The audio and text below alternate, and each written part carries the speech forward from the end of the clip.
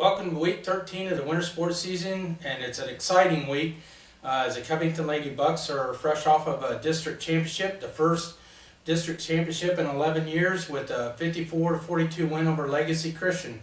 And Coach, it was a really exciting day Saturday. I don't know if I can put it all into words. It was an emotional day. Kids played extremely well. We've had 2 games in a row where we've had game plans and the kids have gone out and executed game plans perfectly. We had big shots, we got some big breaks, some things that Legacy kind of did to themselves at the end of the first half. And Sammy hit a big 3 right at the buzzer. So we had an 8-point lead and just kind of nursed that through. And the kids, I think it tells a lot about the kids' character. You know, Legacy got the game to 5 in the fourth quarter. And, you know, they just maintained their composure and we took it out, hit some big free throws, hit some big shots, and got a district championship, which is really cool. You know, it doesn't happen very often here in Covington. So for this to happen, especially to this group of kids, I'm real happy for them.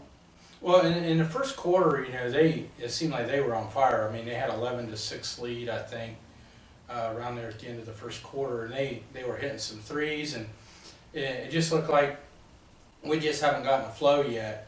But just shows the character of our girls, you know, to come back in the second quarter, and I think we closed out the half there.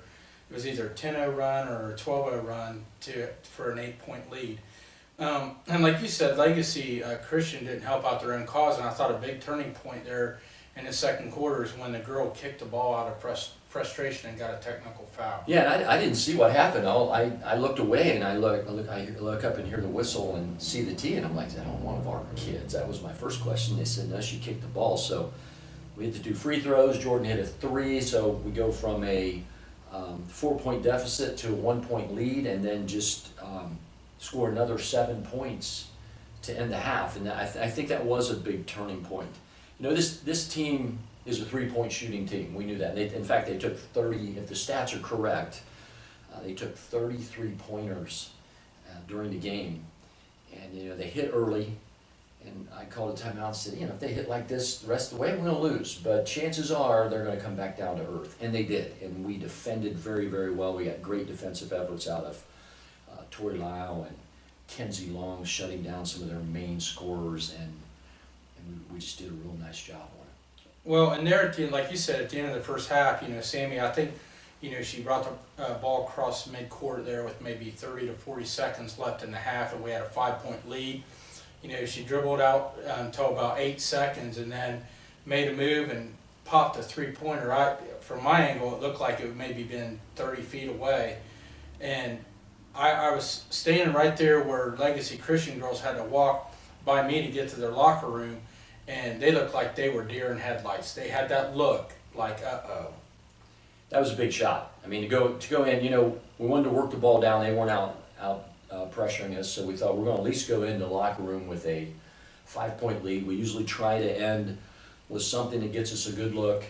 And you're right, we go at about 8 seconds, which doesn't allow the other team to get anything done. But yeah, that was a big dagger right there, big stick. And you're right, not only score-wise, but just mentally as well. Okay, and then the second half, you had made an adjustment. Well, Kenzie Longman picked up her 3rd foul. Morgan Lowe comes into the game, and then you had Morgan Kimmel come into the game, and I think between the two of them, I think Rob Kaiser indicated in the story that they played a combined 23 minutes in the second half, and those are 2 kids that have played a lot of JV ball throughout the year, but boy, have they really stepped up in the tournament. They have really been coming on.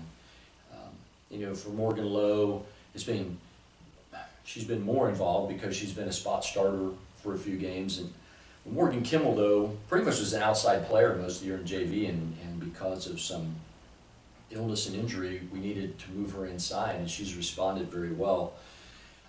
You know, Morgan Lowe hit a big 3, which, again, you know, any 3 in that game was gigantic. And then defensively, Legacy didn't have any typical post player, and we knew that might be a problem for Lily and Lauren, having to step out and it was early on. So we had talked during the week about going small with Morgan Kimmel because we knew she had the quickness and the strength to match up with them. And then what we started doing in the second half was going offense-defense. So we would have her in on defense and then bring Lauren in on offense, and that just worked out really well for us. Okay, and then they have a really talented freshman on their team that, boy, she can hit some shots. And I don't remember what she had around 20 points, but Tori Lyle, oh my gosh, she was all over her defensively. Yeah, and her name's Emma Hess, and she's a freshman, and she's a very good player, and we knew that coming in. And our scouting report said she could shoot NBA threes, but, you know, Tori just, even though she got 22 points, those were hard-earned 22 points. And most of them were from outside. I mean, yeah. She didn't get to the rim very often. Yeah, and they were long shots, you know, and Tori just is a great defender. Really takes that to heart and really went after her, and I thought played her extremely well. And then the rest of the kids shut down their other scores. They had 4 kids that had made 30 or more three-pointers coming into the game, so they could shoot. Mm-hmm. And then another big sequence, I think that, like you said, they cut it to maybe around 5 points there in the second half, and then Jordan Crow hit it. And it's almost a carbon copy of what happened over at sectionals. Right in front of our fans, she hit that spot and hit another big three-pointer to kind of give us that momentum down the stretch. I think that was that the answer 3? They had hit a 3 to bring it to 5 or draw pretty close, and she came right back and answered and took that lead right back out. Boy, that's what you need, because you know you get a little tight when the score starts to get close, but when they hit that shot and we come right back and get those 3 points back immediately, you just kind of relax on that and say, okay, we're good, and that was a big shot. Okay, so after the game, I mean, it had to be really exciting, and you know, to be able to cut down the nets. And I know Sammy had quoted that, you know, Jordan has been talking about that all year. You know, let's, you know, cut down the nets, down the nets. What did it feel like being up there on that ladder, cutting down that net? Well, for me, a sense of relief, because the kids got so close last year and had an opportunity to do it last year. And for them to get over the hump and beat a great team and have this opportunity. I think every basketball player deserves the opportunity at some point in their career to cut down the net, because that is just so cool. And I'm so happy, you know, we had 15 kids commit to our program this year, 9 through 12. And we have dressed all 15. And so for every one of those 15 to be able to go up the ladder and get it, cut it, and get a piece of it, it really means a lot to me, because those kids did. You know, there were some kids that didn't want to play, but those 15 committed to us and continue to commit to us, and we're going to go to the end with those 15. So I'm real happy that everybody got to be a part of it, and it's just a great feeling to climb up that ladder and cut that thing down. Okay, so we head over to the regional tournament over at Vandalia Butler on Thursday, and we play Fort Laramie, and of course that. Come to girls basketball, that's a traditional powerhouse. You know, they've got state titles and things like that. What do they bring to the table this year? Well, first thing they bring to the table is their Fort Laramie. This is a very well-coached team. Carla's been there a long time. They are used to getting to the district and getting out of the district and even getting to the state tournament. So it's a very good, solid, disciplined program. With that being said, they're not a typical Laramie team in that they've got some young kids, they got some good senior leadership, but a lot of their play comes from young kids. For the first time, and I don't know how long, it's been a long time, they did not get out of the sectional last year, which for them is like us getting a district championship. Them not getting out of sectional is that rare. But you know, they've come back, and she has got them playing real well. They don't have any one great player. They're just all very sound, solid players. They defend well. And so we're going to, you know, our thing the last 2 games, and I got this from Matt Pond, he said, play one good game. And that's kind of what we've been going on. Where, you know, again, we're the hunter. This is a team that's a 1 seed that has a better record. And we're going to go down and be fearless and get after them and play one good game. That's what we're going to do. Okay, well that concludes things with Covington coach Jim Meyer. Come out and support the Lady Bucks Thursday night as they take on Fort Laramie in the regional semis. Up next, we will talk to one of the two seniors, Tori Lyle. Hi, this is Don Solon, pastor at Fields of Grace Worship Center. We are a non-denominational church with a contemporary casual atmosphere. We are a church committed to reaching outside our walls while at the same time caring for those that call Fields of Grace home. Maybe you know Fields of Grace by all our community events. You are always welcome to come on over for a cup of coffee Sunday mornings and check us out at fieldsofgrace.org for service times. We're back with Bucks Weekly, Week 13 in winter sports season with senior Lady Buck, Tori Lyle, who had a great weekend this past weekend. Not only was she helped lead the Lady Bucks to a district championship on a basketball court, but she also competed in the state cheerleading competition. Have you had any sleep this weekend? A minimal amount, but yes.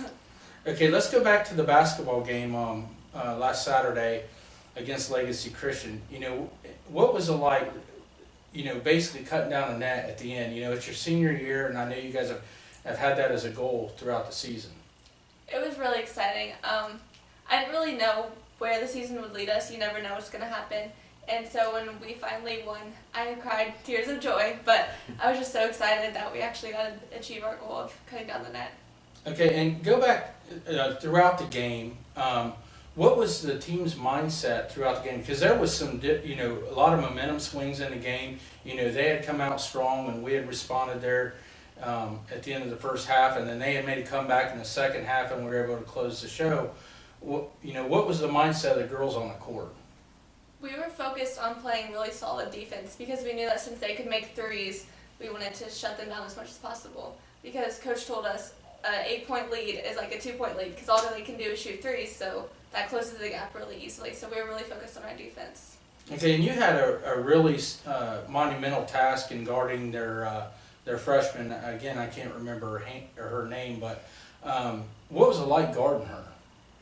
I was really nervous going into it because I didn't really know. I was more focused on stopping the penetration, and she ended up getting out and shooting a bunch of threes on me, but I just didn't want her to get to the lane a bunch because I didn't know what she'd do with it because she could dish it off, she could shoot it, and there were so many different options that I just tried to focus on stopping her penetration. Okay, and late in the game, I think there might have been 4 or 5 minutes left in the game, you had picked up your 4th foul. And you know, what was your mindset then? Because Coach, you know, he trusted you, left you on the floor, trusted you wouldn't pick up your 5th foul, which you didn't. What was your mindset at that time after you picked up your 4th foul? I just knew that I had to play tough but play smart, so I didn't pick up my 5th foul. Okay. Okay, well up next we will talk to Jordan Crowd, the other Lady Bucks senior. Covington Eagles does a lot for this school and this program. We need to give them some thanks. On 3, here we go. 1, 2, 3. Covington Eagles! Yeah! Thank you, Covington Eagles! Thank you, Covington Eagles! Thank you, Covington Eagles! Thank you, Covington Eagles! Woo! Thank you, Covington Eagles, for all you do for Covington schools. Go Bucks! Woo!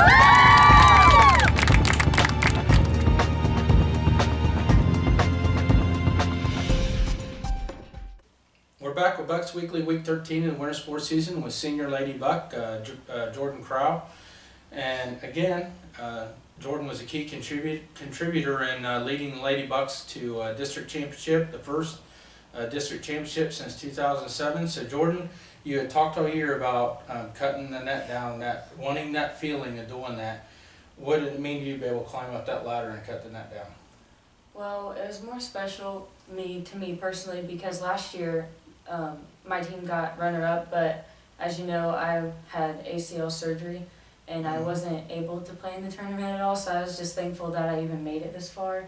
And to make it this far and cut down the net, especially because it's my senior year, it's my last chance, and it feels really good. And right after the game, and we got a picture on the website of you and Tori and then Sammy Whiteman. Just that feeling that, you know, okay, we've accomplished that goal. At that moment, what was going through your mind? Well, at the very end of the game, Sammy and I, we like looked at each other, and it was more of like a relief knowing that we just won when we were running. We had to let the clock run down, and obviously you saw Tori crying. It was very emotional, and we were just so happy that it happened. And honestly, we work hard. Us Covington girls, we never give up. We know our goals, and we know what we have to do, and we always get it done. We just love that the outcome was good. So.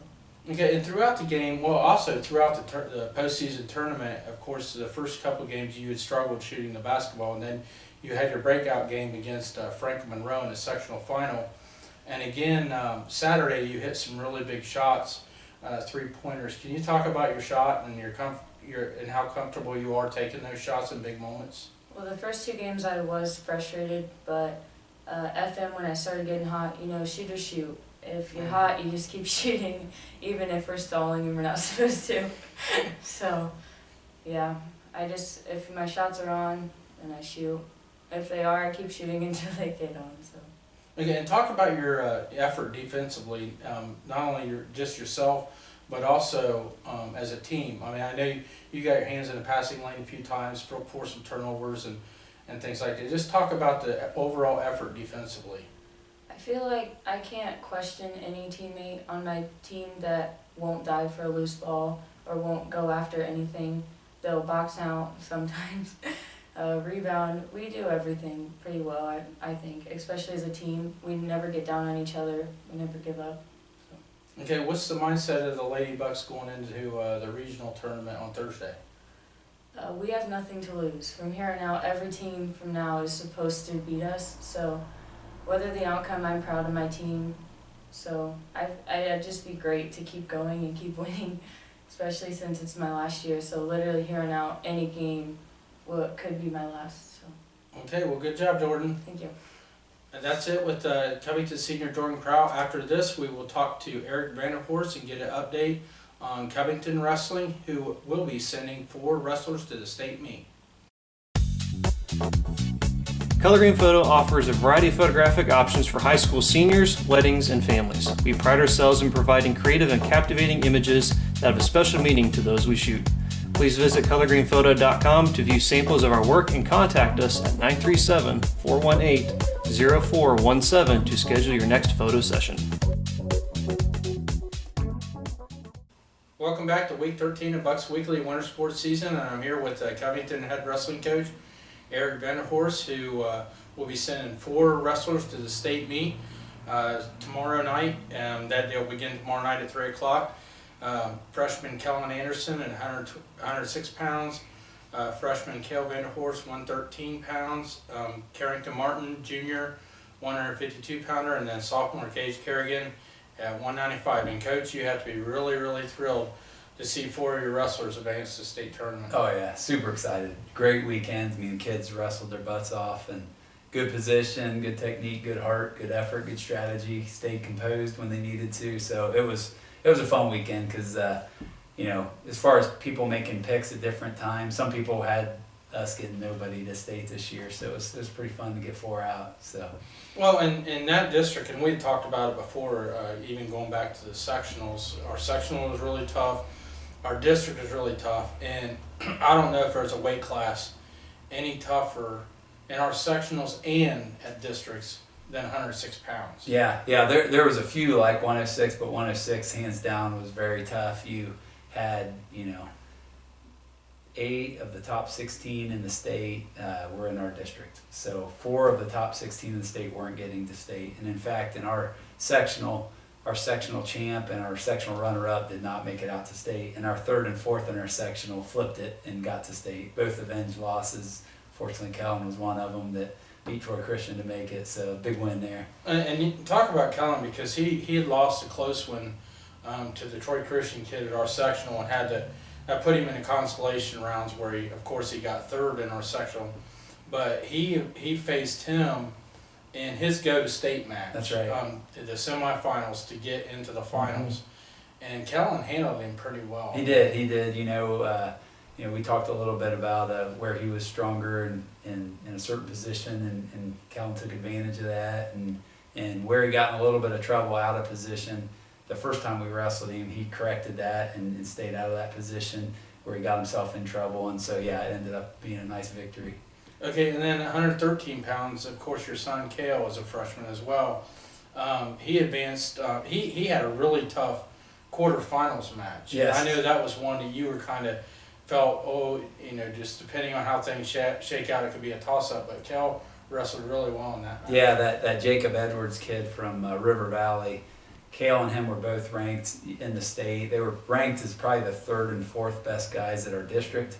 The problem was the top 2 guys in our district, who were ranked top 5 in the state, the way the bracket worked out, they had to wrestle each other before finals. One was going to drop into consolation, so whoever lost the match between Kale and the River Valley kid would have to face one of the higher ranked kids in the state. So we kind of told Kale, this is the match. This is your go-to-state match. Even though it didn't qualify, and we knew it was big, and it ended up shaking out that way. Kale ended up advancing to the finals, and that kid finished as state alternate. I think for the 3rd time in a row, 3rd year in a row, that kid's been state alternate. So well, and then tough loss for him. in Kale's semifinal match, he wrestled. I can't remember the kid's name from Coldwater. Schmielewski, yeah. And Kale was, he was down early, but it just for a freshman to be able to keep his composure and just keep working hard, and then finally he stuck. He pinned the Coldwater kid to advance to the finals. That was huge. Oh yeah. We talk about it in practice a lot, controlling the emotions, not getting too emotional, controlling the amygdala, the part of the brain that's your prehistoric part. The emotions can get out of control, staying composed. And we had a number of kids. Kale was one. Gage also kept his composure when he was losing, ended up coming back for a win. That's really big because a lot of kids you see mentally, they kind of fold when things get rough, and then they're wrestling 70% of their ability, and that's not enough to win. So yeah, I was real proud of him keeping his composure. Whether he won the match or not, I was real proud of how he responded to the adversity. Well, and then his district championship match was a rematch from the sectional championships. Right. And he wrestled a Detroit Christian kid, and Kale was really close to pulling out a win there at the end of regulation. He ran out of time on a reversal. If he had a couple more seconds. Yeah, about one more second, he would have pulled out the victory. Yeah, so that was great. Kale, made that match much closer than it was in sectional finals. So scored a takedown on him, and did some good things in that match. So hopefully we'll use that as a springboard to state. And then at 152, Carrington Martin, of course, I know he was devastated last year, not qualifying for state, but he was able to go over there and be able to watch Lance compete. But just to show how tough 152 pounds bracket was, he lost to the eventual champion 3-2, but still was able to get out to state. That's right. He had 2 really close losses and some dominating wins, and his go-to-state match, I didn't have to be nervous as a coach. He tech-followed the kid to make it, in the consolation. So that was a great victory. He had the look of focus on his face, and he was bound and determined to advance. So that was great. And he came. We brought him to state last year to drill with Lance. He was Lance's drilling partner all the way up through the finals at state, and so he definitely wanted to be here. So yeah, I wanted it really bad for him to qualify, and I think he can go. He lost 2 tight matches, but he's right there with the guys at state. So looking forward to a fun weekend. Okay, and going back early in the season, Gage Kerrigan, 195 pounds. Of course, he had some injury issues left over from football. And if you'd have thought back then to now, his possibilities of going to state would have been pretty slim, but he really picked it up in the postseason. Sure, yeah. And, I was excited about Gage wrestling. He had a lot of success when he was in junior high, and came in with a shoulder injury from football, and we kind of nursed that through the first half of the season. He did a couple matches and then had to sit out quite a while. We got him back in the second half of the season, and fortunately in time for LCC, which is a big one, and then he placed there and basically used that to set himself up for a great postseason run. Well, and his go-to-state match was pretty impressive because he got a pinfall in his go-to-state match. That's right, yeah, and he was losing too. Not at the time he got the pin, but he was losing in that match, and I spoke with him and all the guys about staying mentally focused, keeping your cool, staying collected, and he did I think after he got taken down, just kind of looked over at me and Coach Turner's like, it's all right, I got this, you know. So that's good. That's what you want to see. You want to see that you don't get rattled being behind with adversity. So I was proud of him for that. And then, yeah, I came away with the pin for the win. So, okay, so we took 9 kids over to districts. Let's talk about the ones that didn't make it out.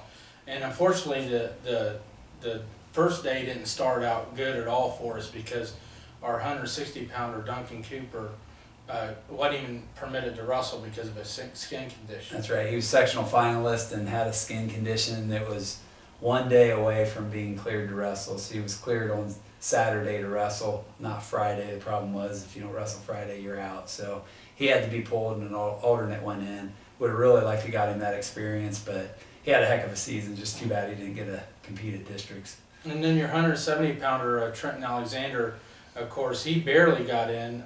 You talked before that he gave up a lot of weight. He bumped up to 170 pounds and competed, but he barely made weight, the minimum weight. That's right. To be able to wrestle. Yeah, you could only wrestle one weight class and the weight class above that one, and he barely weighed in the 160-pound class. He was like 154 point something, and to wrestle guys who were weighing the low 170s. So he did an awesome job. I mean, great, worked really hard. The difference with him was just a little bit of horsepower. Well, and he wasn't fully healthy either. Yeah, he was a little banged up. I still think, same size. He's beaten a lot of those guys. He just, just in a couple positions is just size got him. But he did an awesome job to give up 2 weight classes and to still make it to districts and then compete well with those guys. We're really proud of Trenton. Well, then your 138-pounder Austin Flick, sophomore, was able to wrestle into the second day. Came up short, but he had a great sophomore year. Yes, Austin is right there. I mean, he had a sectional champ who went in and won a number of matches there. Almost got the win, almost upset him. He's just right there, there. From 4-2, wasn't it? Yeah. And it was a late score for the sectional champ to beat him. So he's right there. So we're looking for big things, Austin. I really wanted it for him too. It's just right on the verge. So we got to get him over the hump, and but real proud of his effort. Gavin McReynolds is another one right there. Yep. He came out, lost his first one to a really good kid, and then just wrestled beautifully his next match, earned a great pin, excellent technique. And then he's wrestled a kid who ends up being the state alternate, one of the placers, and it's a tight match. And he's right there with him. So, he wins that match, he might be the state alternate, So he's also right on the verge. Okay, and then your senior, your one senior that qualified for districts, Bryce Kaiser. Boy, he had a really great postseason tournament. Oh yeah, he had a fun sectional and district. Yep. Yeah. So he wasn't picked to make it to districts, right? And he ends up in the consolation round beating the 1 seed to make it in a tight 1-point match, and then to come to districts and get another win like that in districts in the same manner was awesome. So I was really happy for Bryce. I know his family and his mom and dad and his uncle, they were all really excited for him. So it was a nice emotional weekend for him. Okay, and also at the state meet, not only will we have 4 kids representing the wrestling program on the mat, we also have Coach Barbie that's going into the Hall of Fame. Can you talk about that a little bit? Yeah. So he's going to be entered into the Hall of Fame right before finals on Saturday night. So right before they have all the final ceremony and stuff, they'll induct him into the wrestling coaches Hall of Fame, which is going to be awesome. So I'm excited to be there for that. It's kind of nice that we bring 4 wrestlers there on the night he advances. So that's pretty cool. That is neat. Okay, after this break, we will talk to the 2 freshmen, Kellen Anderson and Kale Vanderhorst. Hello, my name is Ron Sutherland, President of Covington Savings and Loan. We have been a part of the Covington and the surrounding community since 1886. We have been serving both savings and loan customers and help promoting home ownership. Stop by and talk with Jason for your lending needs, or see Diane in Brooklyn for all your savings needs. Thank you for your continued support to help Covington Savings and Loan continue to support the Covington community. FDIC approved. We're back at BuccsWeekly, week 13 of the winter sports season with freshman 106-pounder Kellen Anderson to my far left, and freshman 113-pounder Kale Vanderhorst to my immediate left, and both will be competing at the state wrestling meet tomorrow. And we'll start off with Kellen. You What was it like? You know, you had a really tough weight class at 106, and what was that feeling? The fact that you were able to get through that stiff competition and qualify for the state meet as a freshman. It felt pretty good. I knew I just had to come in and get it done. I did that, so it felt pretty good getting in. Okay, and Kale, you were also in a really tough weight class, and I know your quarterfinals match was a really big one, and then also coming from behind in your semifinal match to get a pin. What was that feeling when you knew I'm going to state? It's awesome. I mean, you put in all this work over the summer and during the season, and it's it's a good feeling when it comes to fruition and you reap the rewards of it. Okay, and Kellen, in your go-to-state match, you had a rematch with the young man from Troy Christian. I can't remember his name off the top of my head, but you guys had met in sectionals, and he had come out on top at a really close match, and you were able to pretty much control that match at districts. Can you just talk about that match and what your mindset was going into the match and then throughout the match? Well, at sectionals, I knew I got some good takedowns, but there were some positions I was out of, and he took advantage of them. So I just didn't mess up this time, and I got him. Okay, and Kale, you also you wrestled a Troy Christian wrestler over at the sectionals and the finals, and he handled you, by the score, pretty wide margin.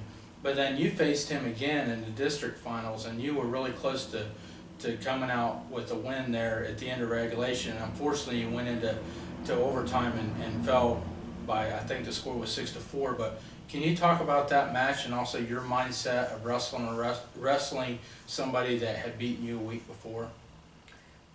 Yeah, it was great. I think I wrestled pretty well the second match. The first one didn't really go to plan, so you make adjustments and try to wrestle him better, wrestle more to your strengths and his weaknesses in the second match. And yeah, I did that. Unfortunately, I couldn't pull out with a victory, but yeah, I wrestled pretty well. Okay, now I'm going to ask you both one final question. I'll start with you, Kellen, and then Kale, you can follow up. What's your goal over at state? Plays. You always just want to win. So you just want to win. Yeah, I want to get on the podium and as high as I can be. Got a little tough road, but I'm gonna try to get it done and move on as far as I can. Well, good luck, guys. Thanks. We'll see you tomorrow over at the shots team. Yeah. Up next, we will talk to the other two Buccaneer State qualifiers, Carrington Martin and Gage Kerrigan. This is Andy Johnson of Bucks Radio, the voice of Covington Buccaneers. Here to encourage Buccaneer fans to support local businesses. Your patronage of local businesses goes a long way in allowing them to continue to support Covington schools and Covington athletics. We're back at week 13 of BuccsWeekly, the winter sports season, to close things out with junior 152-pounder Carrington Martin and sophomore 195-pounder Gage Kerrigan, who both will be joining Kellen Anderson and Cale Vanderhorst over at State tomorrow at the Schottenstein. And Carrington, we'll start with you. I know you were really disappointed last year that you came up short of going to state. So it had to be very meaningful for you when you won your go-to-state match this year. Oh yeah. Last year just pretty much motivated me, and it just made me want it even more, just to be there with everybody else, be with the best. Okay, and you had lost your the semifinal match against the it was 3-2, very close match. And that kid ended up going on and being the district champion. And I know you were kind of upset about that, falling short in that match. But when you come back in your consolation rounds, how were you able to flip that switch and get ready to wrestle for that match and focused? The way I was thinking is I've worked all year, since as long as I can remember. I've wrestled since I was able to walk. So I just pictured myself working my whole life for this one moment. And I wanted this so bad, so that's what I went for. I just put it all on the mat, and I just said whoever's coming out against me is not winning. They're just losing either way. Okay, and then Gage, you've had some, injuries from football that you had to deal with early in the wrestling season, and you basically weren't able to wrestle the first half of the season too much. So how were you able to get yourself healthy and not only mentally or physically, but mentally for this postseason run that you've had? Getting myself healthy, I just work with Brian and coaches, getting me just motivation and keep going and working it out and stuff. And they've been good with me throughout the entire year, was helping me get back. And for the long run, I'm just hoping to just stay out and be healthy so I can keep going. Okay, now what did you have expectations of going to state? Was that even in your mindset? When you were, especially earlier in the year when you weren't able to compete. Coming back, no, I didn't think I was going to wrestle the year at all, but turns out I did. And state wasn't in my mind at all. I thought I was going to work really hard for it, and I did. And I'm going to state, so it's going to be a tough challenge, but I'm ready to overcome it. And what was that feeling when you got that pin? You came from behind, of course. You were losing the match, came from behind in your go-to-state match, and when you got that pin, what was that feeling? As soon as I pinned the kid, I immediately looked up, looked at my coaches, smiled, and said, I'm going, and it just was the best feeling, and I couldn't be happier. Okay, in Carrington, last year you went over and got to watch Lance, and Lance had a really unbelievable tournament, got into the finals and ended up finished state runner-up. How much does that help you, having that experience to be able to see him do that? How much does that help you going into your first state appearance? It's helped a lot. Having just a little experience of just being there and just having somebody that's went that far in the tournament, it just calms your nerves and you're just ready to go. You're just ready to go wrestle, and it's the end of the year and this is it. Like, this is the best of the best. Like, you have to go out and leave it all out there. Okay, well, good luck, guys. We'll see you tomorrow night at Schottenstein. Thank you. Okay, that concludes things for this edition of Bucks Weekly. There will be a short video after this of the cheerleading competition, and then next week we'll be back to talk about the results from the state wrestling meet and also the Lady Bucks basketball. For Ben Robinson, Carrington Martin, Gage Kerrigan, and the other state qualifiers, good night. And go Bucks.